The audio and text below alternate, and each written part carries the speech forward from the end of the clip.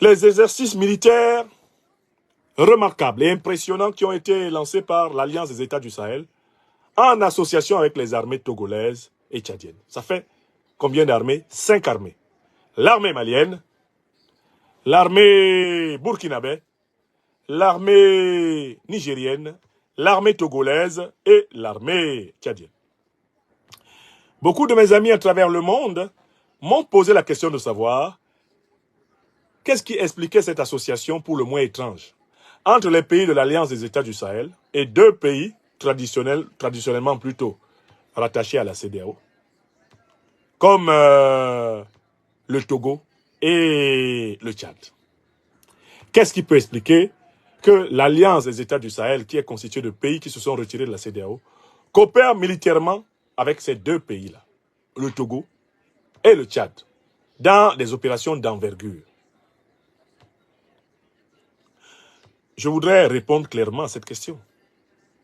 Mais l'Alliance des États du Sahel, ça c'est le premier argument, est une alliance qui ambitionne de devenir le socle central de la sécurité du Sahel.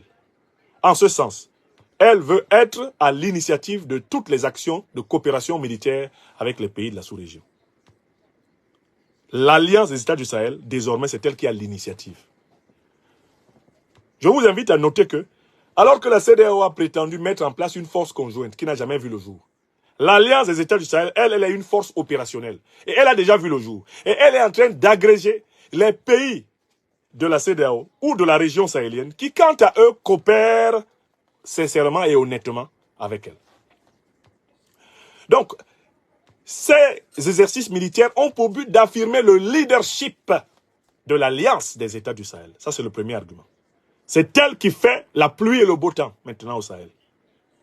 Mais il y a un deuxième élément important.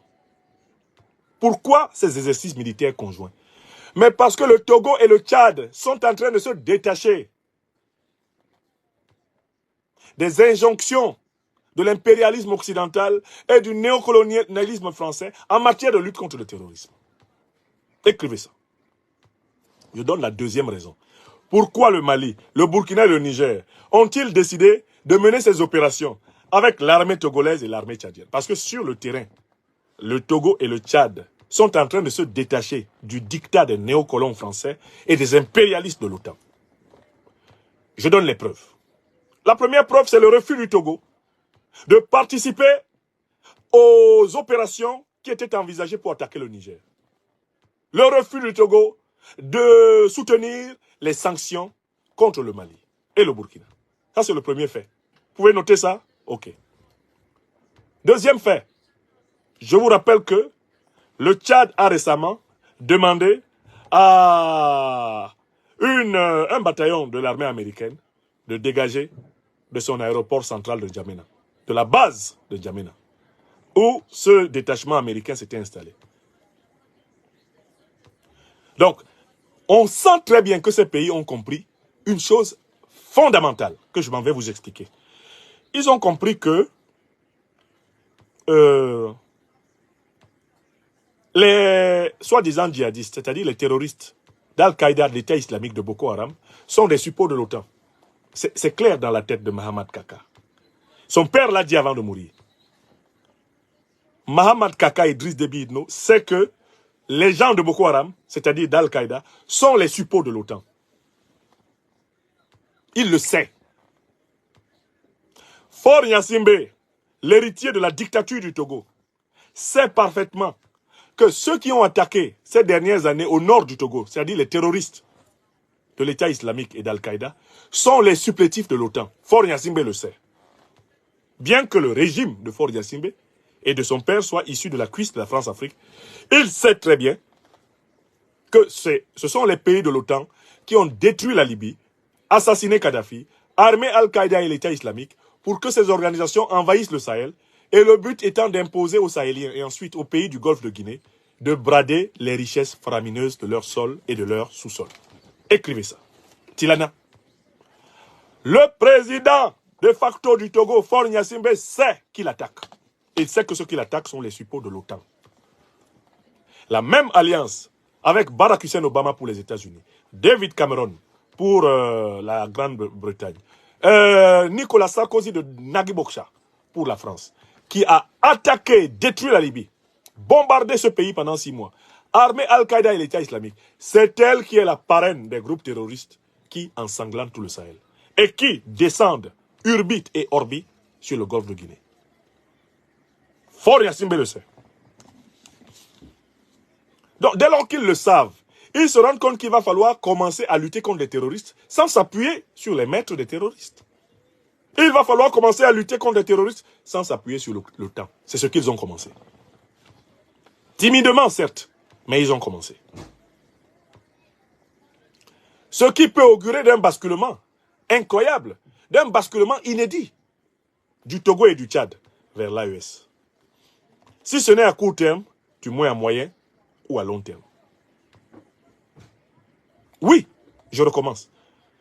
J'espère que vous savez par exemple que lorsque le Bénin de Talon a, avec le Nigeria de Tinubu, mis en place l'embargo contre le Niger, c'est désormais par le Togo, le port de Lomé, que le Niger fait transiter son import-export. Du coup, le Togo sécurise les marchandises nigériennes. Il sécurise les marchandises qui sortent du Niger pour aller via l'océan Atlantique vers le marché mondial. Et il sécurise les marchés qui viennent via l'océan Atlantique, à travers le port de Lomé pour remonter au Niger. Donc, en fait, les deux administrations sécuritaires travaillent ensemble. De facto, l'armée nigérienne et l'armée togolaise sont obligées de travailler ensemble, ne serait-ce que pour sécuriser le fret nigérien. Ce sont des réalités géopolitiques et géostratégiques qu'il faut intégrer dans les analyses. C'est ce qu'on appelle les intérêts vitaux des pays.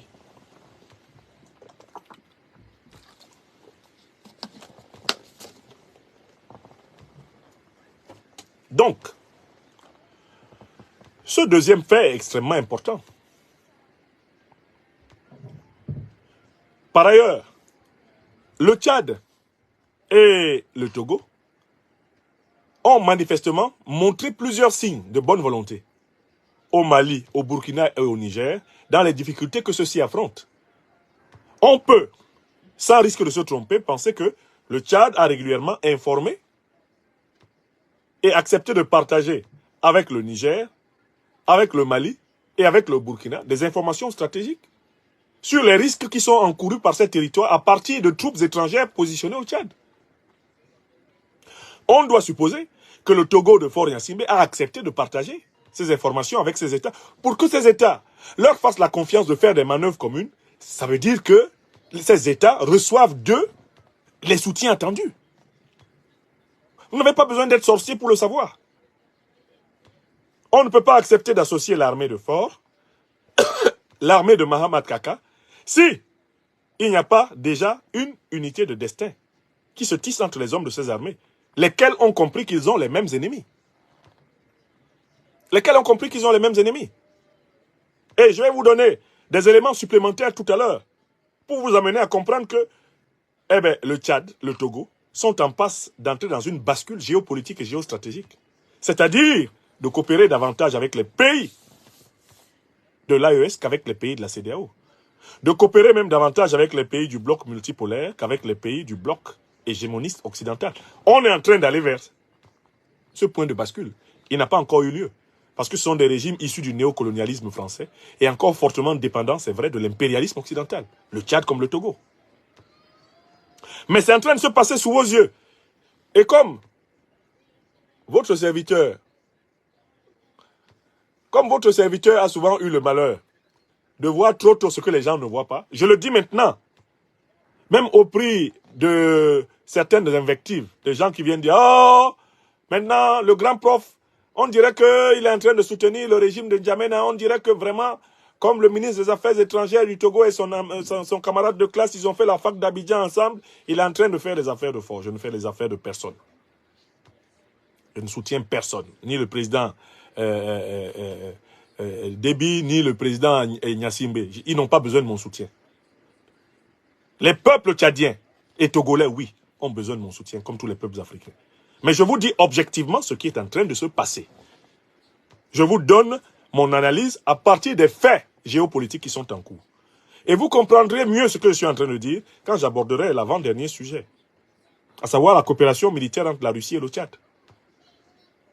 Et je vais vous lire un article de la presse officielle russe sur cette coopération militaire. Comme ça, vous entendrez ce que les Russes disent officiellement.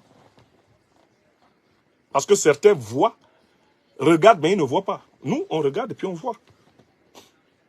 Donc, pour continuer mon analyse de cette question des manœuvres, les manœuvres ont, d'un point de vue tactique et stratégique, pour but, en réalité, d'encercler les dernières poches de Boko Haram, de Al-Qaïda, de l'État islamique, dans la région des trois frontières, la région du Liptako-Gourma. Il s'agit de les encercler. Et c'est vrai que la participation de 5 armées élargit le filet et renforce le filet permettant d'éliminer le maximum de ces ennemis de la paix et de la sécurité des Africains. Enfin, ce qui est intéressant ici, c'est qu'on voit très bien que, pour la première fois, des armées africaines font des manœuvres sans que des tuteurs français, des tuteurs américains, britanniques, allemands ne soient impliqués. Il faut noter que c'est une grande première dans l'histoire africaine. D'accord? Même si, à la tête du Togo aujourd'hui ou du Tchad, il y a des dirigeants issus du néocolonialisme français, le fait que le Mali, le Burkina et le Niger acceptent de faire ces manœuvres militaires avec eux vient du fait qu'ils ont confiance que les bataillons tchadiens et togolais qui vont œuvrer dans le Liptako-Gourma sont dévoués, comme leurs frères d'armes du Mali, du Burkina et du Niger, à ce combat. Mais pourquoi? Parce qu'ils ne sont pas téléguidés par des officiers français. Ils ne sont pas téléguidés par des officiers américains. Ils sont entièrement coordonnés par le commandement africain et sous la responsabilité du Niger, du Burkina Faso et du Mali. Les dirigeants de ces trois pays ne peuvent pas s'aventurer dans une opération militaire coordonnée par les puissances qu'ils ont déboutées de leur sol.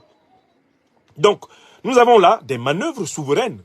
Tout Africaine, tout Africain digne de ce nom doivent saluer cette coopération. Et je finis le sujet en disant, mais écoutez, même s'il n'y a que le Mali, le Burkina et le Niger qui sont les membres de l'AES, mais l'AES est obligé de coopérer avec ses voisins. On n'a jamais dit que la création de l'AES voulait dire la fin de la coopération entre le Mali, le Burkina, le Niger et la Côte d'Ivoire, le Ghana, le Togo, le Bénin, le Nigeria ou le Tchad. Parce que ces pays sont toujours leurs voisins. L'AES est obligé de continuer à avoir des relations diplomatiques avec les pays de la CEDEAO, avec les pays d'Afrique du Nord. Ça c'est la réalité politique du terrain. Et quand il y a des occasions de coopération mutuellement bénéfiques, mais il faut les mettre en œuvre sans autre forme de procès. Il faut les mettre en œuvre. Excusez-moi.